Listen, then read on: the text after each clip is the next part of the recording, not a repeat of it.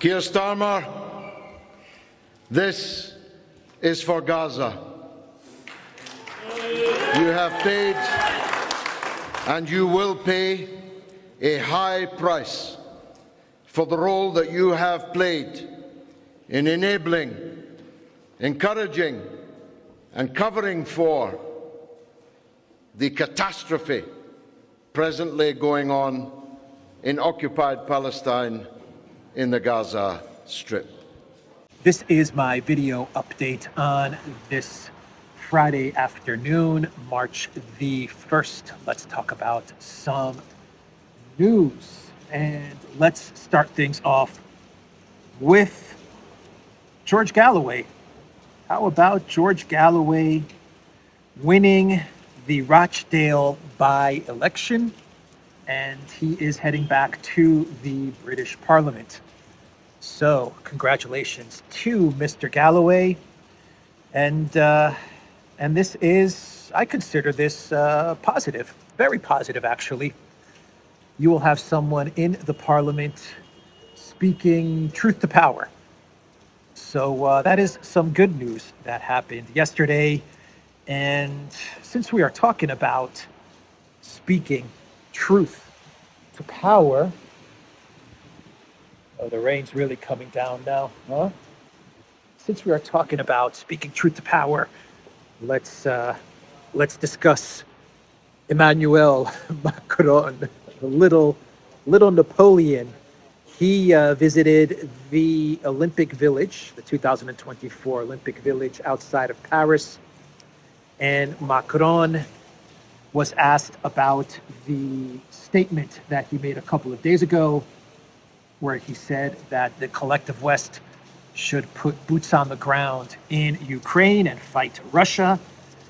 Macron, he stands by those words, and he said, and I quote, "These are sufficiently serious issues. Every one of the words that I say on this issue is weighed, thought through, and measured." Weighed, thought through, and measured. That is what Macron said about his comments to put boots on the ground in Ukraine and fight the Russian military. And when Macron made those comments a couple of days ago, almost all of the collective West, they said that they have no plans to put boots on the ground in Ukraine. That is what all of the collective West pretty much said a couple of days ago when Macron first floated out the idea of engaging Russia in a military conflict. But 3 days later, since Macron's statement, we now have some countries in the collective West signaling that maybe, just maybe, we could put boots on the ground in Ukraine and go to war with Russia. Maybe, just maybe, they are signaling. And we start off with Estonia and Kallas, who was speaking to Sky News, and she said, "We shouldn't be afraid of our own power. Russia is saying this or that. Step is escalation, but defense is not escalation. I'm saying we should have all options on the table. What more can we do in order to help Ukraine win?" So Kaja Kallas, she basically said that Estonia is not afraid of Russia. And maybe Macron's idea of fighting the Russians, maybe not such a bad idea, according to Kaja Kallas. And yeah, that's what she said. And then we have Finland. Finland is also saying, you know, maybe fighting Russia, not such a bad idea after all. And the defense minister of Finland, they came out with a statement, the defense ministry of Finland, and they said that the weapons that Finland is going to provide Ukraine, that the Ukraine military should use those weapons or can use those weapons to strike into Russian territory. That includes Crimea, that includes Belgorod, Moscow, Rostov, whatever. Finland's like, Ukraine, take our weapons, whatever weapons we deliver to you, and feel free to use those weapons to strike at Russia, wherever you want to strike in Russia or at Russia. Here is a statement coming out of Finland. The chair of the Finnish Parliament's Defense Committee, Jukka Kopra, confirmed to YLE that Helsinki has not set such restrictions, and Ukraine has the right to use these weapons against military targets also on Russian soil. So that is what the Finnish Parliament's Defense Committee chair said. And the Defense Ministry, Häkkinen, the Defense Minister Häkkinen, also said that Finland can use these weapons to strike Russian soil. They have not put restrictions on their weapons like allegedly the United States claims that they have put restrictions on weapons to Ukraine, that those weapons cannot be used to hit Russian territory. So that is the statement coming out of Finland. The Netherlands are saying that perhaps a conflict with Russia, not such a bad idea. The Chief of Defense, General Escalation, told the NL Times, I think you should keep all options open to see how you can best support Ukraine. Ukraine has not asked the Netherlands to send troops, and there is no point in discussing it at the moment, Escalation added. In Western militaries were to go, if Western militaries were to go to Ukraine, it would have to be in a coalition, the Dutch military chief said. This could either happen via NATO or via an alliance of 10 to 15 countries. It would be very odd if one or two countries did it, he added. And what he is referring to is the United States.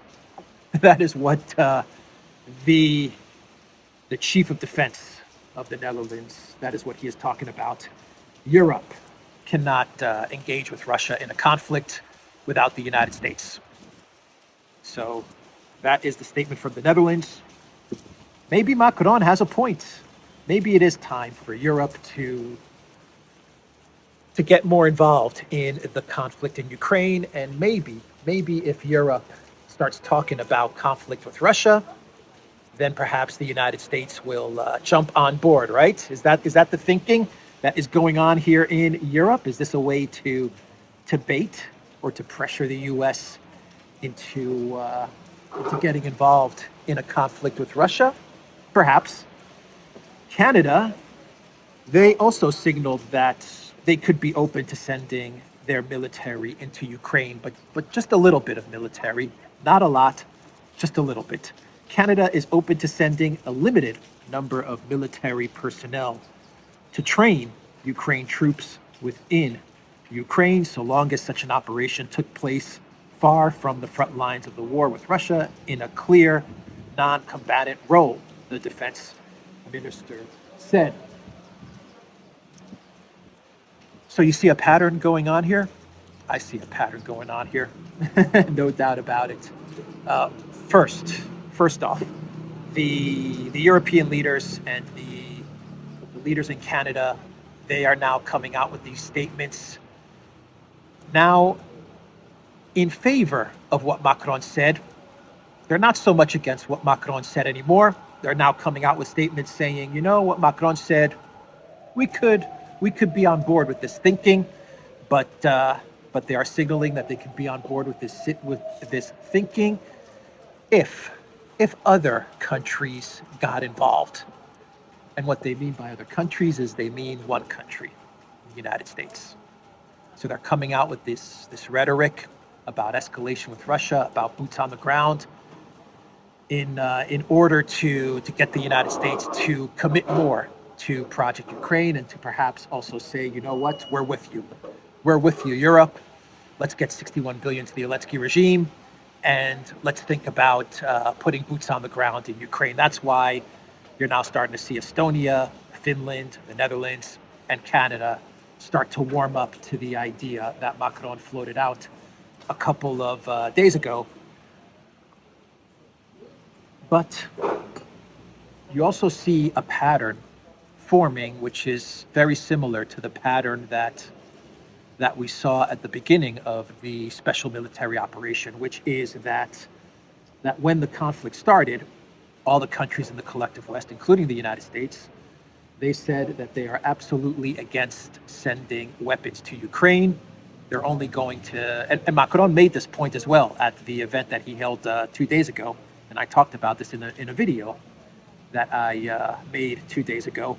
But when the conflict first started, the collective West countries, including the US, they were saying, okay, we're only going to deliver blankets, we're only going to deliver helmets, we're only going to deliver food and first aid. And that's how they started off the special military operation, the conflict 2 years ago. And now we've gotten to the point where we're about to see F-16s enter the war. And so you're seeing a very similar pattern, right? Macron breaks the taboo, he puts it out on the table. The collective West should go to war with Russia. We should put boots on the ground in Ukraine. We cannot let Russia win. We cannot let Russia win. Macron puts it out there. The initial reaction is negative to Macron's suggestion. Every country came out and said, no way. But now 2-3 days later, you're starting to see some countries changing their mind and now saying, yeah, we could do this, but only in a coalition, or we could put boots on the ground only if a bigger, more powerful country gets involved, or we could put boots on the ground, but only in a limited capacity. The same exact pattern as what we saw with weapons deliveries. We started with blankets and first aid kits and helmets, and we went to HIMARS and drones and Leopard tanks and Abrams tanks and ATACMS. Now we have ATACMS in Ukraine, and there are a lot of reports saying that the Taurus missiles from Germany are already in Ukraine. They're sitting in a warehouse, but Olaf Scholz is just trying to find a way to spin it. He's just trying to find out how to explain the Taurus missiles being used against Russia to the German population. So we've reached the point where we've got the long-range missiles, and soon we will have the F-16s. So Lloyd Austin, the U.S. Defense Secretary, and keep in mind, the Europeans, they're just trying to find a way to get the United States to commit more to Project Ukraine. That's why we're seeing the escalation and the escalatory rhetoric from the Europeans. They want to find a way to pressure, to push the U.S. into committing more to Project Ukraine, and that also means the $61 billion to the Zelensky regime. So the U.S. Defense Secretary Lloyd Austin, he was speaking to the House Armed Services Committee, and he was asked about Project Ukraine, and he said, and I quote, "If you are a Baltic state, you are really worried about whether you are next. And frankly, if Ukraine falls, I really believe that NATO will be in a fight with Russia." That is what Austin said. He then went on to claim that other autocrats around the world will look at this and will be encouraged by the fact that this happened and we failed to support a democracy. And when he means supporting a democracy, is he talking about Ukraine? Is Lloyd Austin saying that other autocrats are going to look on and see that the U.S. failed to support a democracy, and they're going to be encouraged by the fact that the U.S. failed to support a democracy? Is Lloyd Austin talking about the democracy known as Ukraine? Really? Really, Lloyd Austin? Is that the democracy that you're talking about? Ukraine, the Zelensky regime? Yeah, definitely. That's what he's talking about. Anyway, at the same Armed Services Committee meeting, Lloyd Austin also, he said that 20 or 25,000 Palestinians have been killed in Gaza by the Israeli Defense Forces. I think the number was either 20 or 25,000. So Lloyd Austin also said that at this House Armed Services Committee hearing. Maria Zakharova, she responded to Austin's statements. The foreign ministry spokeswoman, she said on her Telegram channel, "Is this a direct threat to Russia or an attempt to come up with an excuse for Zelensky? Both are insane, but now everyone can see who the aggressor is. It's Washington." So that was Maria Zakharova's response to Lloyd Austin's statement. So if they don't fight Russia in Ukraine, well then Russia is going to enter the Baltics and Eastern Europe and take over the rest of Europe. That is Lloyd Austin's argument. The UK Times, they are reporting via sources in Ukraine that UK Admiral Radakin has been helping Ukraine with its battle plans. They put out an article with the title, "British Military Chief Helped Zelensky Destroy Russian Warships. Admiral Sir Tony Radakin has postponed his retirement as Chief of Defense Staff by a year to continue offering advice in Ukraine." So Radakin is 58 years old. He was going to retire, but Sunak convinced Radakin not to retire and to stay on board for one more year. But the Times, in reporting about Radakin, they are making the claim via sources in Ukraine that Radakin would travel to Kiev, meet with Zelensky, and they would talk military strategy, battle plans, Radakin and Zelensky. That is what the Times is reporting. According to the Times, citing Ukraine military sources, Radakin is understood to have helped the Ukrainians with the strategy to destroy Russian ships and open up the Black Sea. And he has been seen as invaluable in coordinating support from other senior chiefs in NATO. So Olaf Scholz yesterday, according to the Telegraph, Olaf Scholz revealed in a statement that he made that the UK was in Ukraine on the ground. UK military was on the ground operating the Storm Shadow missiles that were being used to attack the Russian military, but also to attack civilian targets inside of Russia, in Crimea, in Belgorod, etc. And Olaf Scholz, he made the statement the other day. This was reported on by the Telegraph. And when Olaf Scholz made the statement, the UK officials, they were shocked and horrified and very upset with Scholz because they claimed that Scholz was revealing sensitive information about the UK and the UK military and their activities in Ukraine, and this was a terrible thing that Olaf Scholz had done. And this was just yesterday, and now we're getting the Times coming out with an article saying that Admiral Radakin travels to Kiev and they create battle plans to sink Russian ships in the Black Sea. Which one is it, UK? Which one is it? Are you upset that Olaf Scholz is revealing that the UK is involved in the conflict in Ukraine, or is it that Admiral Radakin is traveling to Kiev and coordinating with the Ukraine military and with Zelensky how to attack Russia? And you guys are very proud of Admiral Radakin and his efforts in Ukraine. Which one is it, UK? Oh boy. So we are getting a lot of news the past couple of days about how Ukraine is hitting all of these Russian warplanes, all of these Su-34s, I believe in 1 month, according to the Ukraine military. Even Sirski is even posting this on his social media. Ukraine has destroyed something like 13 or 14 Su-34s, or a total of 13 or 14 Russian fighter planes.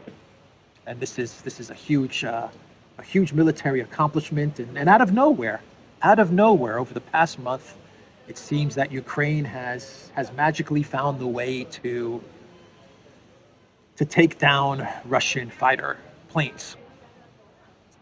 So the narrative last month was naval ships, and the narrative this month is Russian Su-34s, which is interesting because what we are seeing on the front lines is that the Russian fighter jets are operating without any fear from any type of air defense system in Ukraine on the front lines, and they're able to drop record numbers of FAB bombs in the front line area. But Ukraine is telling us that they are knocking down Russian fighter planes. So I don't know which one is it. Is Ukraine air defense? Are they knocking down? Are they hitting the Russian fighter planes? Or are the Russian fighter planes able to operate freely on the front lines and able to launch their FAB bombs into the Ukraine fortifications? I don't know which one it is, but those are the claims being made by Ukraine.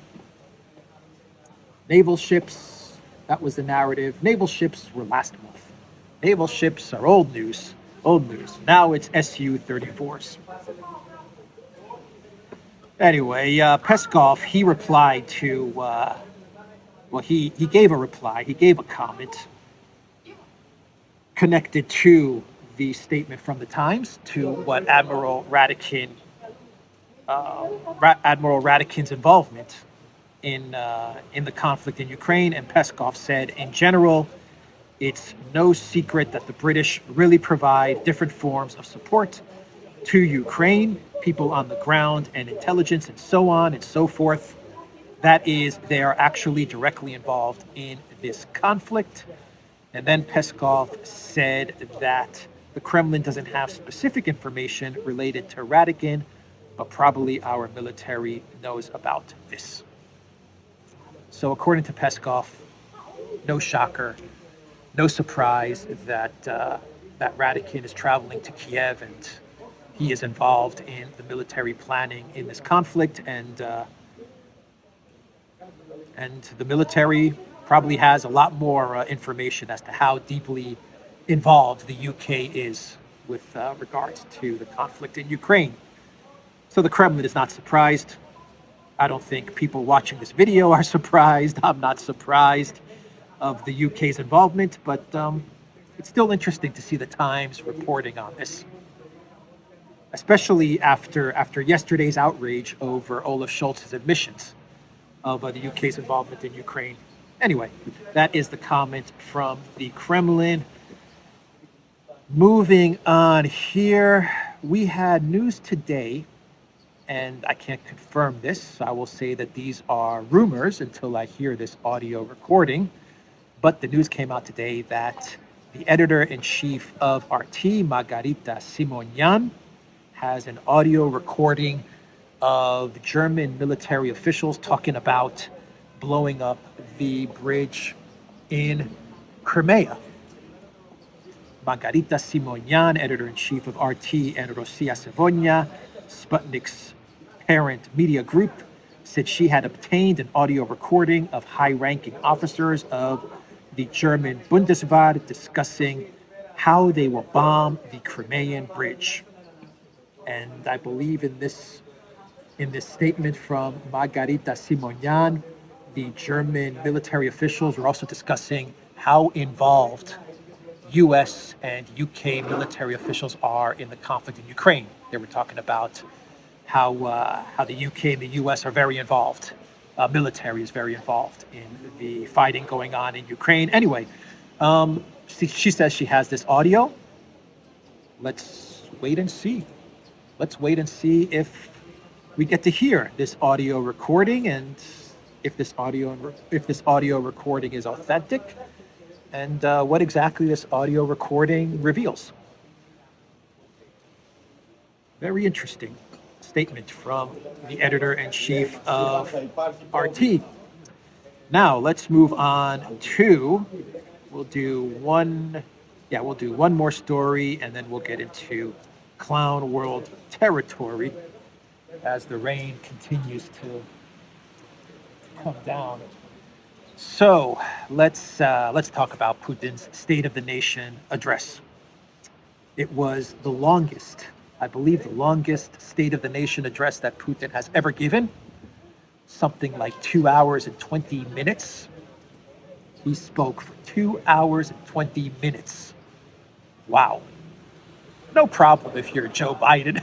Joe Biden, he could speak for 4 hours, but anyway, Putin, he overcame his various illnesses, his heart attacks, his other health issues that he's been fighting with since the beginning of the special military operation, and he found a way to stand in front of the audience on a stage and address the Russian people for over 2 hours. Anyway, he spoke for 2 hours, and he covered just about every topic imaginable. Most of the speech was focused on domestic issues. It was a state of a nation, a State of the Union address. So obviously the Russian people are mostly interested, or are very interested, to hear about Putin's plan for the future of Russia, for all the domestic issues that affect Russia. And he also talked about geopolitical issues as well, and about the conflict in Ukraine. Putin was very confident in his delivery, very confident with his plan for domestic issues, very confident with his statement on foreign policy and foreign issues. Putin is so confident on the stability of Russia's economy that he's actually planning things out, 5 or 10 years in advance. So Putin is sending the signal that the Russian economy is stable, and now he can start to plan things out way into the future. And he talked about taxes and healthcare and infrastructure and family. He really focused in on family and demographics and education and all of these things that affect Russian citizens' lives on a daily basis. One of the best quotes connected to domestic affairs that Putin said during his speech was where he said, "Russia chooses life and remains a stronghold of traditional values on which humanity is built. Quote, our choice is shared by most people in the world, including millions of citizens of Western countries." An interesting statement from Putin. His Russia's policy to focus on traditional values and family and healthcare and education and security and all of these things. Putin is saying that these are values, culture, history. He is saying that these are values that are not only shared by a majority of Russians and a majority of the world, but also by millions of people in Western countries. And I think that Putin is right when he makes this statement.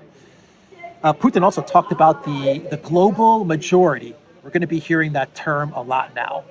The global majority. It's no longer the global South. It is now the global majority, the rest of the world outside of the collective West. And so get used to that term, global majority. Putin, of course, talked about geopolitics, the multipolar world, BRICS, the collective West, financial system, deindustrialization, the status of the US dollar. And here is one of the more interesting statements from Putin connected to Thank you very much. to the multipolar world and geopolitics, Putin said that, or he reminded would-be aggressors that all previous attempts to conquer Russia have ended in failure, warning that now the consequences for potential invaders would be far more strategic. He pointed out that Russia has a massive nuclear arsenal, which is in a state of complete readiness for guaranteed deployment. And he said everything that they are thinking up now, that they are scaring the world with, it all really poses the threat of a conflict involving nuclear weapons and therefore the destruction of civilization. Do they understand this? And then Putin suggested that Western politicians making those escalatory remarks have already forgotten what war is. So that was an interesting statement from Putin as well. A warning of fact, which is that if the collective West goes down the road of escalation and boots on the ground in Ukraine, well, then this will lead to a war with Russia, and the path that this leads to is a nuclear conflict. And Putin's like, are you guys out of your mind? Do you not understand what you're saying? Do you not understand where all of this leads to? And of course, he brings up World War II. You know, the NAZIs, they tried this in World War II, and look what happened there. Russia will not be defeated. A very confident statement from Putin there as well. And he also made one more statement connected to the US dollar or the US financial system. And I want to try to find that statement because it was an interesting quote from Putin. Here it is. The West itself is discrediting its own currencies and banking system. They're sawing off a branch they've been sitting on for decades, in reference to the US, the collective West financial system, and the dominance of the US dollar as reserve currency. So look, check out Putin's speech, all 2.5 hours of it, and judge for yourself if you agree with what Putin is saying, or if Putin is a crazy, unhinged dictator looking to conquer the world. You decide listening to Putin. So let's do a couple of clown worlds and we will wrap this video up. And the first clown world is coming from the Parliament of Ukraine, the Freedom of Speech Committee, which is now discussing banning Telegram. The Ukraine Parliament Freedom of Speech Committee is discussing banning Telegram. Interesting. The roundtable participants at this committee are convinced that it is necessary to look for ways to ban Telegram's activities in Ukraine, read a statement released by the committee after they held a meeting on banning Telegram. Very 1984-ish, isn't it? The Freedom of Speech Committee has to ban Telegram. All right. and the final clown world, and this one is a clown world, is connected to Hunter Biden's testimony, his statements that he has been making to the House, to Congress. And Hunter Biden has revealed, much to all of our shock and surprise, that the big guy is indeed Joe Biden. We can now say with 100% certainty that 10% for the big guy is in reference to Joe Biden. But Hunter made a point to tell the House that the 10% is not true. There was no 10%, but he is the big guy. So Hunter Biden made a point to tell the House that yes, he's the big guy, but you know the whole 10% thing is being misrepresented and blown out of proportion. Let's see here. At one point, we asked Hunter Biden about the 10% for the big guy. Representative Marjorie Taylor Greene told Breitbart News following the first son's 6-hour closed-door deposition. We showed him the email, and he said, "Oh, that was from after my father left office," she told Breitbart. Hunter then tried to downplay the 10% idea. What's wrong with having a pie in the sky idea? When Joe Biden, left office in 2017, it thought he was done. I had no idea was gonna run for president. What's wrong with just some pie? ? Thinking that Joe Biden, could be in the business, according to Breitbart. What a weird statement from Hunter Biden. What does 10% for the big guy have to do with pie? I don't know. Anyway. What's wrong with just some pie? I don't get it. Am I reading this wrong? Is this misquoted or something? I don't know. Anyway, Hunter Biden downplayed the 10% idea, talking about pie in the sky and nothing wrong with some pie. Anyway, Green said that Hunter insisted that there was no percentage for my father in the business, and that the 20 speakerphone calls Joe Biden joined was considered normal. He was saying it's totally normal for your parents to call you, said Green. He just totally kept on saying, "Oh, this is normal. This is normal." Yeah, it's absolutely normal for a businessman, an adult businessman, a renaissance man like Hunter Biden to be taking 20 phone calls from his father when he's in business meetings. In 20 business meetings, taking phone calls from his father. Totally normal. That's how Renaissance men roll. And Hunter Biden is a Renaissance man. He's an energy and gas expert. He's a real estate expert. He's a venture capitalist. He's a finance expert. He's an expert on Ukraine. He's an expert on Russia, because according to Matt Getz, Biden said that he was on the board of Burisma, not to do business, not so much to do business in Ukraine, but according to Matt Getz, he was on the board of Burisma in order to protect the United States from Russian disinformation. So he's a protector as well. He's a protector of America. He protects America from Russian disinformation. He's a painter. He's an artist. He's an author. He's a chemist. He's a Renaissance man. And that's our clown world. All right. Thank you, Marjorie Taylor Greene, for the interesting quotes from Hunter's deposition. All right. That is the video, everybody.